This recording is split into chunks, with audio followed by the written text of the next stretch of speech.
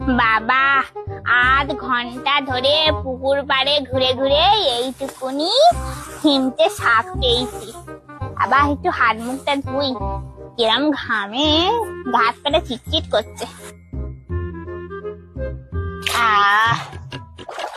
বাবারে,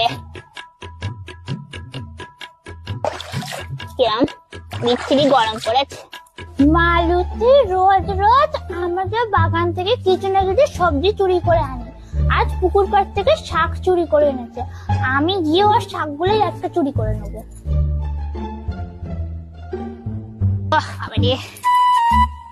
কিরম একটা কষ্ট হচ্ছে।